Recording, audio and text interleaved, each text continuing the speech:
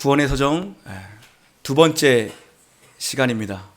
우리 지난주에는 첫 번째 시간으로 구원의 서정, 구원의 여정, 첫 번째 선택, 택하심, 택정하심에 대해서 우리가 함께 은혜를 나눴습니다.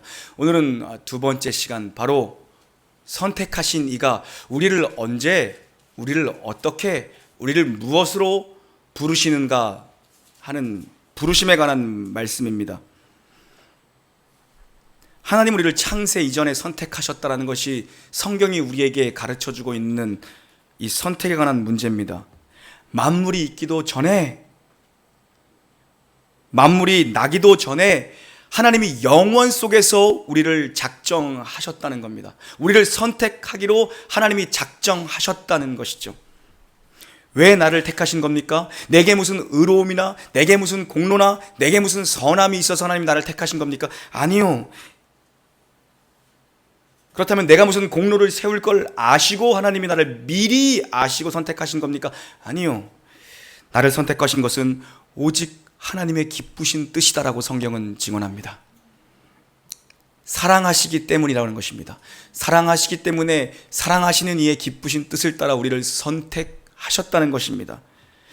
하나님의 선택은 어떠한 법에도 구속될 수 없는 자유로운 선택입니다. 오직 주권자이신 하나님의 자유로운 선택, 이것은 사실 감추어져 있는 비밀입니다. 진흙이 토기장이와 쟁론에서 그릇의 생김새나 그릇의 쓰임새에 대하여 진흙이 토기장이와 변론할 수 없는 일입니다. 그릇의 생김새, 우리의 쓰임새, 우리의 생김새, 우리의 부름, 이거에 대해서 우리가 하나님 아버지께 쟁론할 수 없다는 거죠. 하나님은 영원 속에서 우리를 선택하셨습니다. 영원은 하나님의 시간입니다. 우리의 시간은 무한합니다. 하나님의 시간은 영원 속에서 하나님이 우리를 선택하시기로 작정하셨습니다. 그 선택하신 자들, 그 작정하신 자들, 그 택자들을 하나님이 언제 부르시는가? 오늘은 그 얘기입니다. 하나님은 정하신 자들을 하나님이 정하신 때에 부르십니다. 교회는 부르심을 받은 자들, 부르심을 입은 자들, 에클레시아, 그게 교회입니다. 세상으로부터 불림을 받은 자들, 죄와 사망으로부터 건져냄을 받은 자들, 죄와 사망과 죽음으로부터 아들의 나라, 생명의 나라, 영원한 나라, 그리로 부름을 받은 것이 교회죠. 우리를 어떻게 부르셨습니까? 하나님이 우리를 부르신 방법은 무엇입니까? 복음으로 우리를 부르셨습니다. 복음으로, 복음 안에서 우리를 하나님이 건져내시고 불러오셨습니다. 여러분, 우리 중에 누구도, 어느 한 분도 혼자 여기 와서 앉아 계시는 분은 없습니다. 하나님이 여러분을 부르셨기 때문에 여기에 와 앉아 계실 수 있는 겁니다.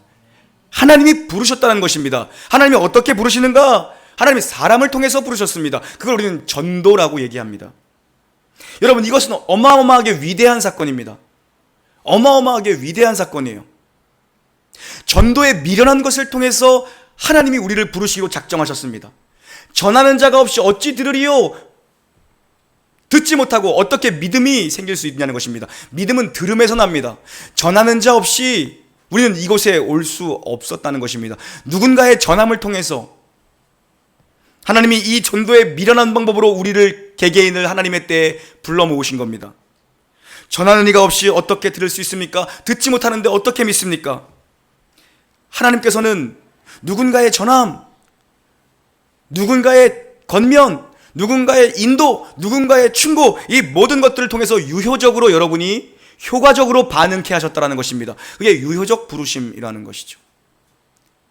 그래서 저도 요즘에는 우리 월요일마다 전도를 하는데 전도지를 하나 주면서 그 사이의 간격에 마음속으로 짧게 기도합니다. 그리고 특별히 이게 멀리서 이게 뜨문뜨문 오시는 분들을 위해서는 더 집중적으로 기도를 합니다. 하나님, 저 영혼이 이 작은 전도지를 받고 변화되게 해주세요. 저 영혼을 하나님의 때에 불러주십시오. 오늘 또 만나는 영혼입니다. 언제 하나님이 유효적으로 저 영혼의 마음을 감동시키실 것입니까? 하나님의 때 역사해 주십시오.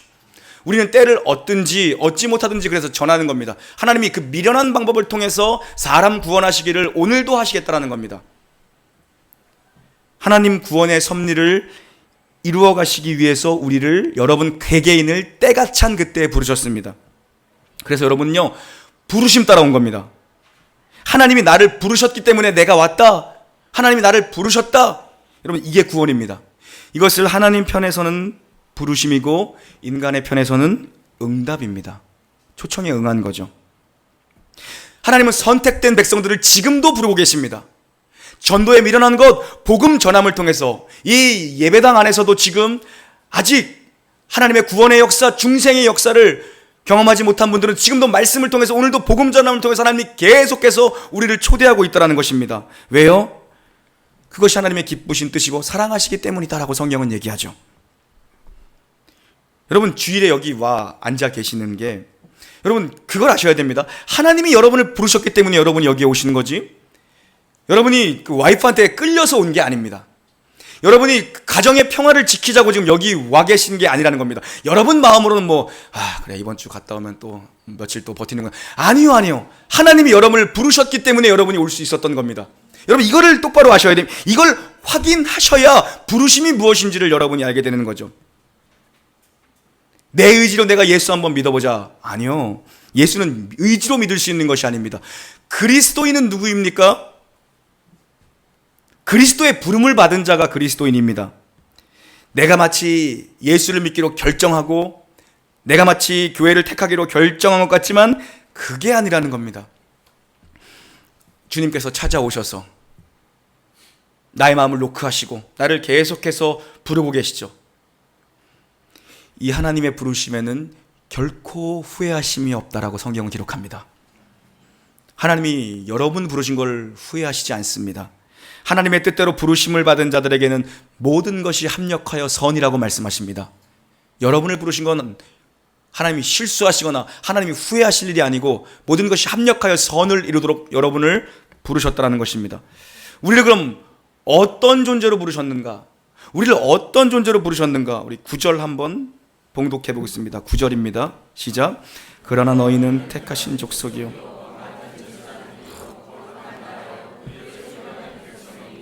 이는 너희를 어두운 데서 불러내어 아름다운 덕을 선포하게 하려 하십니다. 아멘. 우리는 하나님의 선택된 백성입니다. 하나님이 그 백성을 어떻게 부르셨습니까? 왕 같은 제사장으로 불렀습니다. 너무나도 많이 들은 말씀이죠. 왕 같은 제사장. 이것이 부름받은 저와 여러분의 정체성입니다. 왕 같은 제사장. 저는 궁금했습니다. 왕이면 왕이고 제사장이면 제사장이지, 왕 같은 제사장이 어디 있습니까? 왕이면 왕이고 제사장이면 제사장이지. 이번에 말씀을 준비하면서 저도 책들을 찾아보고 논문을 보면서 또 새롭게 깨달은 게 있습니다. 왕은 세상을 다스리고 정복하는 권세와 능력이 왕에게 있죠. 왕 같은 제사장은 우리를 왕으로 그리고 제사장으로 불렀다는 의미더라고요. 왕은 세상을 다스리고 정복하는 권세와 능력이 왕에게 있습니다. 우리에게 이 왕의 직분을 주셨다. 세상을 정복하고 세상을 다스리고 죄와 싸워 이기고 승리할 수 있는 권세와 능력을 우리에게 주셨다는 면에서 우리는 왕입니다. 왕의 직분으로 부름을 받은 겁니다. 제사장은 누구입니까? 하나님께 더욱더 가까이 나가는 것이 제사장입니다. 용서를 구하는 자, 고침을 구하는 자, 소원을 아뢰는 자, 하나님의 뜻을 묻는 자, 화목케 하는 자. 그런데 이 제사장은 자신만을 위해 나가는 자가 아니라 누군가를 위해 희생의 제물을 가지고 나가는 자가 제사장의 직무입니다. 하나님은 우리를 왕으로 부르셨습니다. 통치하고 다스리고 죄와 싸워 이길 수 있는 왕으로 부르셨습니다. 세상을 정복할 수 있는 왕으로 부르셨습니다. 그리고 하나님 우리를 제사장으로 부르셨습니다. 제사장은 화목케 하는 자, 하나되게 하는 자, 화평케 하는 자, 구하는 자, 간구하는 자입니다. 이 왕 같은 제사장이 누구인지를, 어떤 직책인지를 가장 선명하게 보여주는 것이 바로 예수님의 삶이십니다. 예수님은 왕이십니다. 그러나 그분은 종으로 오셨고 종으로 사셨습니다. 예수님은 제사장이지만 그분은 다른 제물이 아닌 자신의 제물을 드리셨습니다. 자기 자신이 친히 화목 제물이 되셨습니다. 예수님은 왕 같은 제사장이 무엇인지를 우리에게, 교회에게 너무나도 선명하게 보여주는 삶을 사셨습니다. 그분은 왕이시지만 그분은 종의 형체로, 종의 몸으로, 종의 삶으로 이 땅을 사셨습니다. 그분은 자기 자신이 희생 제물이 되어 화목해 하는 십자가의 대속의 죽음을 죽으셨습니다. 왕인데 그분은 섬기러 오셨습니다. 인자가 온 것은 섬김을 받으려 함이 아니라, 인자가 온 것은 도리어 섬김을 받으려 함이라 섬기러 오셨다. 왕인데 섬기시는 분으로 오셨습니다. 그래서 그분은 제사장인데 자기가 죽는 직분으로 오셨습니다. 이것이 왕 같은 제사장의 부르심입니다. 하나님은 하나님의 때에 선택된 백성들을 부르셨습니다. 여러분을 부르셨습니다. 왜요? 왕 같은 제사장으로. 우리는 왕 같은 제사장의 삶을 살아갈 직무를 가지고 있습니다. 예수님이 가셨던 길, 왕의 직분이지만 섬기고 종이 되는 직분, 그리고 자기 스스로가 희생 제물이 되신 예수님의 삶을 따라가는 직분으로 부름을 받은 거죠. 하나님의 소유가 되었다. 왕이요, 제사장이요, 하나님의 소유가 된 백성으로 우리를 부르셨다라고 합니다. 왜 근데 멋대로 사냐는 겁니다. 네가 하나님의 것인데 왜 네 맘대로 사냐, 이거죠. 부르신 이의 목적, 부르신 이의 의도가 있는데 왜 맘대로 사냐는 거죠. 우리를 어둠에서 우리를 빛으로 걸어오게 하셨습니다. 기이한 빛, 생명의 빛, 소망의 빛, 우리를 걸어오게 하셨는데, 이전에는 우리가 어둠이어서, 우리가 맹인이어서, 우리가 앞을 보지 못하는 자여서 우리가 갈짓자를 하며 걸어갔지만 어찌 기이한 빛 가운데 나왔는데 여전히 하나님의 소유인 네가 네 마음대로 사느냐? 우리가 얼마나 우리 마음대로 살고 있는지를 돌아볼 수 있어야 합니다.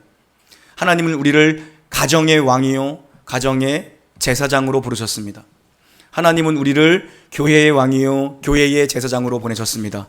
하나님은 우리를 직장의 왕이요, 제사장으로 보내셨습니다. 그 왕은 어떤 왕입니까? 군림하는 왕입니까? 그 왕은 섬기는 왕이고 종이 되는 왕이었습니다. 그 제사장은 어떤 제사장입니까? 다른 사람을 잡아 그의 희생으로 사는 자입니까? 아니요. 그 제사장은 자기 자신이 죽어 자기가 친히 희생의 제물이 되는 삶을 사는 것이 왕 같은 제사장이셨던, 왕이며 제사장인 예수님의 삶이라는 것입니다.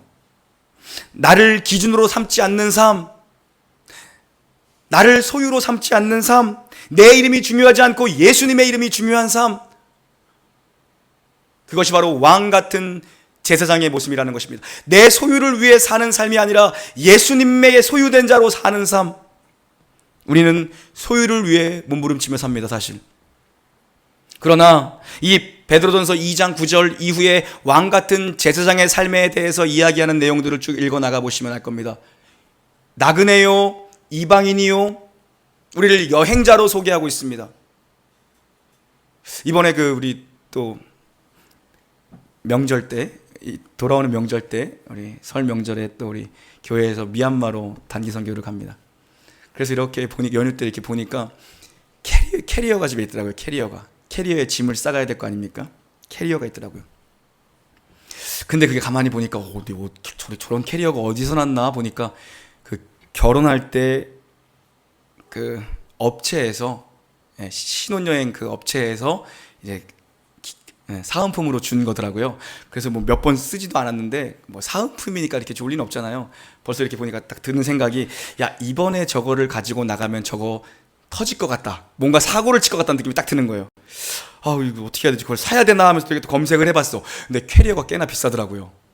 생각보다 비싸더라고요. 그리고 또 이왕 살 거면 좀 이렇게 하드 케이스한 거 좀 사야 되잖아요. 비싸더라고요. 그래서 고민하다가 이거를 사야 되나 고민하다가 내린 결정은, 맞다,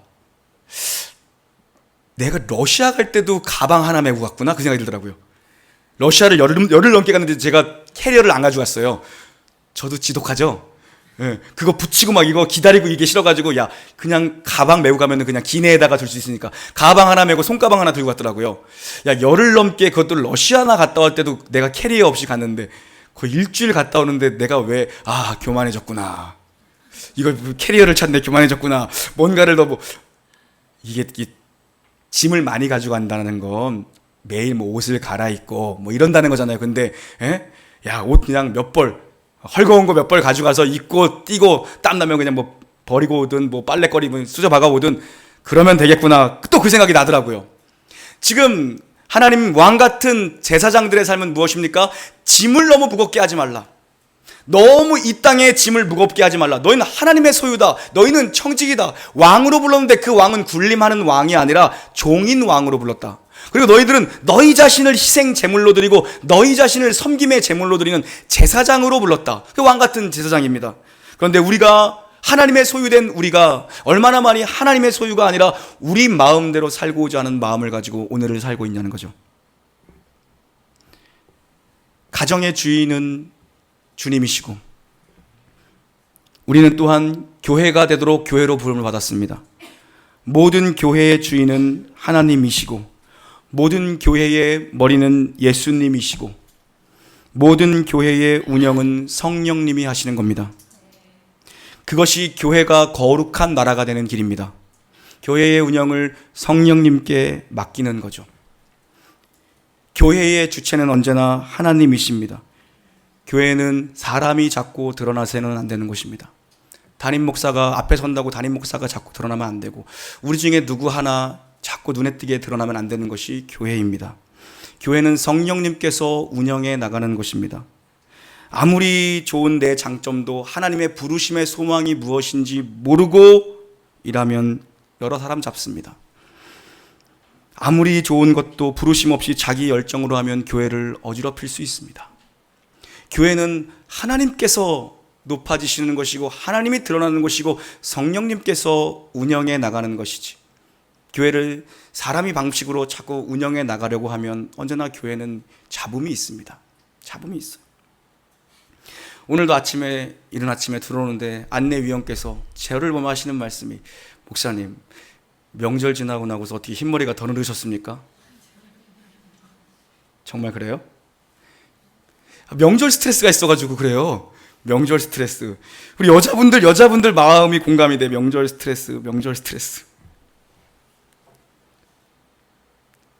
나는 뭐 내가 잘못한 것도 없는 것 같은데 나를 앉혀놓고 왜 이렇게 잔소리를 하시는지 모르겠어. 잔소리를 그냥 아주 계속 하셔가지고. 한국교회가 잘못된 게 제 잘못입니까? 내가 뭘 그렇게 한국교회 잘못했습니까? 물론 잘한 것도 없지만, 아니 뭐 이런 손바닥만한 삼각교회에 있는 목사가 무슨 힘이 있다고 나한테 잔소리를 해서 내가 뭘 하겠다고. 본인들은 다 큰 교회 다니면서 그러면서 교회는 크기가 중요한 게 아니다. 절대 목회를 그런 마음으로 하지 마라. 교회는 크기가 중요한 게 아니다. 한 영혼을 천하보다 여겨라. 귀하게 여겨라. 자기는 3,000명 교회 다니면서. 교회는 진짜 그리스도인 참된 회심한 신자들 알곡들이 많아야 된다.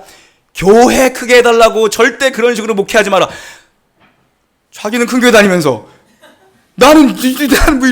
우리는 성도 하나 오는 게 너무 기쁘고 감사해서 이런 작은 교회를 목회하는데 자기 큰 교회 목사님 앞에서 그런 말 하지도 못하면서. 제가 만만한가 봐요? 다 들어줬어. 여러분, 우리 한 명 한 명이 교회로 서 있어야 합니다. 한 명 한 명이 그리스도 안에서 부름을 받아 성도로 지어져 가는 겁니다. 여러분 자신이 교회입니다. 이번 명절에 여러분 자신이 교회였습니다. 여러분 안에 여러분 자신이 주인 되어서는 부르신 이의 소망대로 살 수가 없습니다. 가정에서도 명절날에도 여러분이 부르신 이의 소망대로 살지 못하면 부르신 이의 뜻은 무엇입니까? 왕이요 제사장입니다. 그 왕은 군림하는 왕이 아닙니다. 그 왕은 종이 되는 왕입니다. 가정에서 여러분이 종의 노릇을 하지 못하셨다면 그 왕은 희생 제물로 남을 잡아 죽이는 제사장이 아니라 자기 자신을 희생 제물로 드리는 제사장입니다. 그것이 왕 같은 제사장으로의 부르심의 직분입니다. 그 부르신 이의 뜻은 무엇입니까? 우리 9절 함께 봉독하겠습니다. 그 9절입니다. 시작.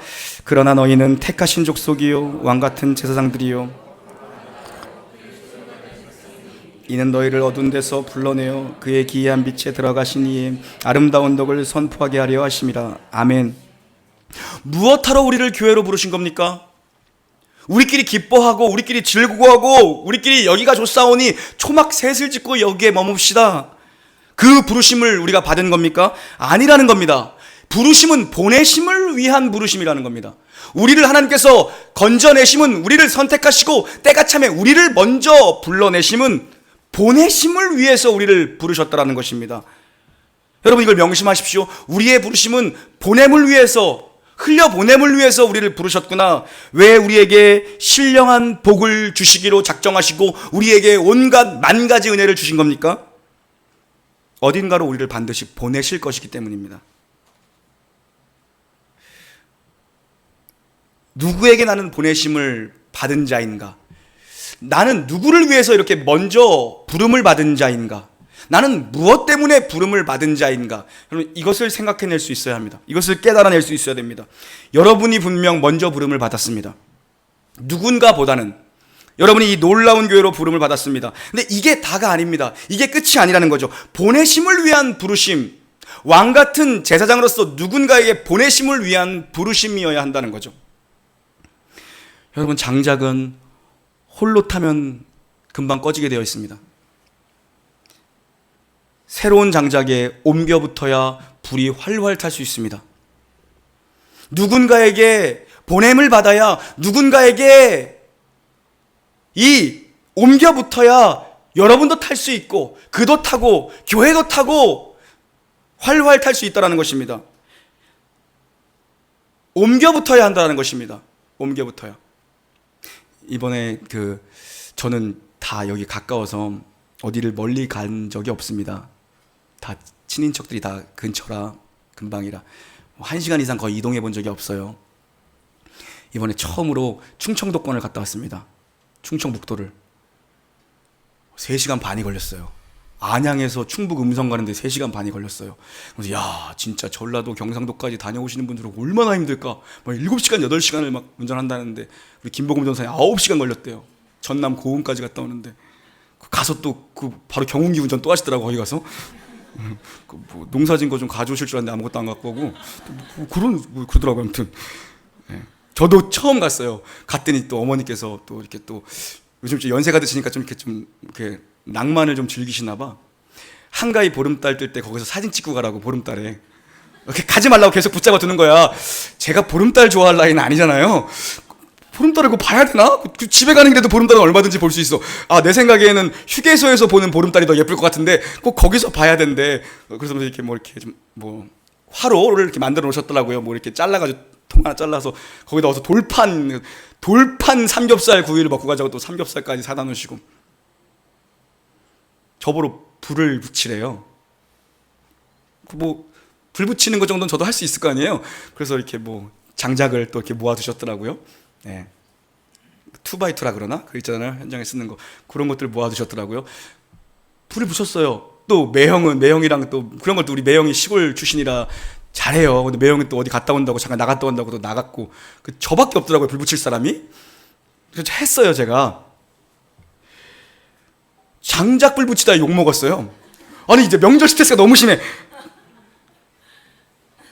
아니 목사가 왜 그 나무에 불도 못 붙이네. 목사가 장작에 불도 잘 붙여야 됩니까? 나는 도대체 장작을 왜 아궁이 끝까지 밀어넣느냐. 초입에다가 불을 떼야지 불이 활활 공기가 잘 통해서 잘 타는 거래요. 저는 모르겠어요. 그걸 제가 어떻게 알아요? 나는 불을 떼본 경험이, 아궁이에 불 떼본 사람이 아닌데. 거기서 목사가 왜 나오는지 잘 모르겠는데 아무튼 왜 그거를 못하냐는 거죠. 욕만 먹다 왔어요. 명절에. 그래서 결국엔 또 고구마를 또 했어요. 그래서 또 저희 어머니 또 고구마밭 세 줄기인가 세 두렁인가 했는데 그 교인들 중에 혹시 고구마 가져가실 분 있으면 와서 좀 따가라 그래라. 퍼주지는 못하겠다 힘들어서 가실 분 있으면 다녀오시죠. 아무튼 그래서 고구마를 또 따다가 했는데 고구마를 또 제가 다 태웠네요. 또 욕을 먹었어요. 고구마를 왜 태우냐? 가만히 있으면 되지. 가만히 있었는데 고구마가 탔거든요.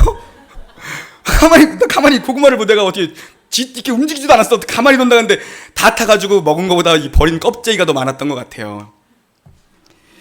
숫덩이더라고. 숫덩이를 다 뺏겨냈어요. 알맹이는 요만큼밖에 없고. 여러분 정말 우리가 꺼져가는 장작이 되어서는 안 됩니다. 꺼져가는 당닭, 타담한 장작이 되어서는 안 되는 거죠. 혼자 있으면 금방 꺼져버립니다. 누군가에게 옮겨붙고 누군가에게 전해지고 계속해서 내 영혼이 살기 위해서라도, 누군가를, 천하보다 귀한 누군가를 살리기 위해서라도 이 장작이 불이 옮겨붙듯 우리 안에 있는 이 생명이 흘러가고 생명이 옮겨붙어야 한다는 거죠. 여러분, 나 혼자 타보십시오. 길어야 4, 5년 가면 그거 다 타서 숫덩이 됩니다. 타다만 고구마 됩니다. 4, 5년 지나면. 교회도 마찬가지입니다. 우리끼리 여기가 좋사오니, 이 정도면 좋습니다. 4, 5년이면 교회에 침체기가 옵니다. 우리를 부르신 이의 뜻을 알아야 됩니다. 부르심의 목적을 따라 살아야 하죠. 우리를 왕이요, 우리를 제사장이요, 하나님의 택하신 소유요, 하나님의 거룩한 나라로 우리를 부르셨습니다. 어려워도 힘들어도 이 좁은 길을 계속 갈 때 하나님께서 결국 하나님이 우리를 통해 하나님의 영광을 나타내시겠다라는 거죠. 그게 우리를 부르신 목적이고 여러분을 먼저 부르신 목적입니다. 여러분이 가정에서 왕인 같은 제사장으로 서 계시지 않으면 부르심의 소망을 따라 살지 못하고 있는 것입니다. 여러분이 교회에서 왕 같은 제사장으로 섬기고 계시지 못하면 우리는 부르심의 소망을 따라 살지 못하고 있는 거죠.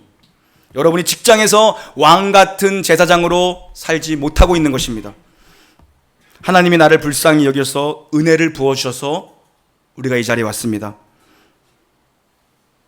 하나도 나로 인한 것이 없습니다. 우리 안에 우리를 부르시니, 우리를 선택하시니 하나도 나에게 근거를 댈 만한 것이 단 하나도 없습니다. 조건 없는 자, 연약한 자, 희망 없는 자부터 부르셨기에 우리가 먼저 부름받은 겁니다. 우리가 조건이 없는 자를 부르셨기 때문에 우리를 부르신 거고, 우리가 너무나도 연약하기에 그보다 여러분을 먼저 부르신 겁니다. 왜요? 그보다 여러분이, 변하지 않는 그보다 여러분이 더 조건이 없고 더 자격이 없고 더 가능성이 없기 때문에 하나님 여러분을 먼저 살려놓으신 겁니다. 그 사람은 여러분 정도면 해볼만 하기 때문에.